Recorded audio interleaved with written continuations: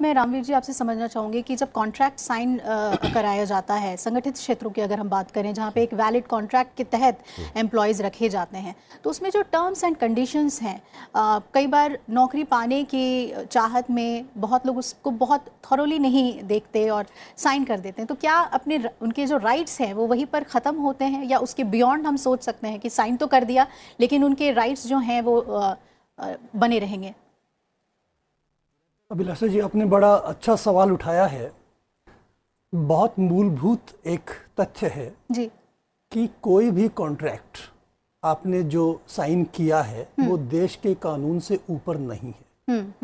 Contract labour act में जो सुविधाएं हैं जी और जो दूसरे अधिनियमों में जो सुविधाएं हैं, चाहे वो प्रोविडेंट फंड एक्ट हो, चाहे वो ईएसआई का एक्ट हो, चाहे वो मिनिमम वेजेस हो, अगर आपने उसके विपरीत जी कुछ भी आपके एम्प्लॉयर ने और आपने साइन कर दिया है तो देश का कानून उससे ऊपर है। आपको जो अधिकार उन कानूनों से मिले हुए हैं वो आपको फिर भी मिलेंगे जी। जैसा आपने शुरू में बताया था कि इस बारे में जानकारी का अभाव है।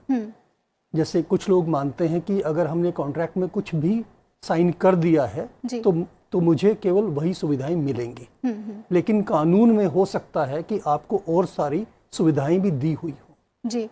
इसलिए ज़रूरी है कर्मचारियों के लिए भी और उद्योगपतियों के लिए भी कि वो उन कानूनों की जो बारीकियां हैं वो समझें और अपने कर्मचारियों को वो सारी सुविधाएं प्रदान करें जी। क्योंकि भविष्य में फिर ऐसा हो सकता है कि अगर आपने उन कानूनों का पालन नहीं किया अच्छे से तो उस कानून में जो प्रावधान है पेनल्टीज के जी और जो लायबिलिटी आपकी है वो बहुत ज़्यादा हो सकती है जी। अनीश जी, आप कुछ कहना चाह रहे थे? वीर जी जो बात कह रहे हैं, इंडियन कॉन्ट्रैक्ट एक्ट उसमें स्पेसिफिक प्रोविजन है, any contract against the provisions of law is not enforceable जी जी जी।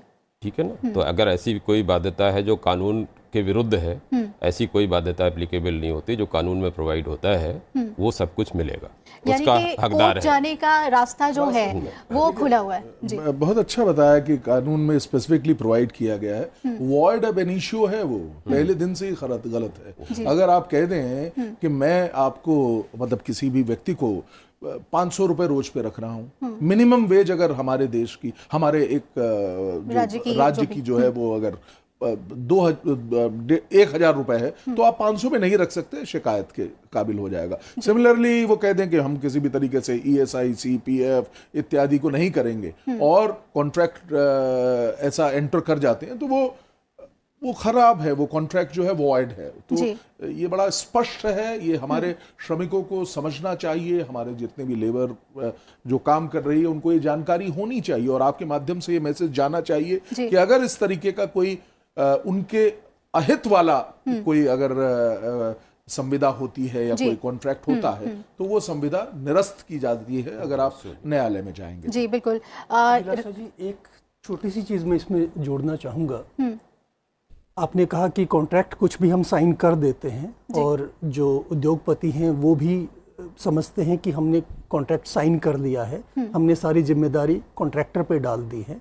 लेकिन जो प्रिंसिपल एम्प्लॉयर है जिसके पास अल्टीमेटली कॉन्ट्रैक्ट लेबर जिसके यहाँ काम कर रहा है, जिम्मेदारियां उसकी अल्टीमेटली हैं।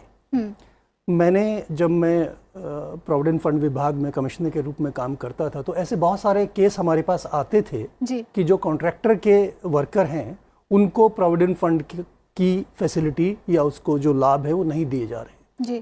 तो उसमें फिर फैसला यही होता था कि अगर कॉन्ट्रैक्टर ने नहीं दिया है तो अल्टीमेटली रिस्पॉन्सिबिलिटी वो प्रिंसिपल एम्प्लॉयर की रहेगी और करोड़ों रुपए का फिर उनको जो मालिक है या उद्योगपति हैं उनकी डिमांड असेस होती है और उनको वो पैसा देना पड़ता है।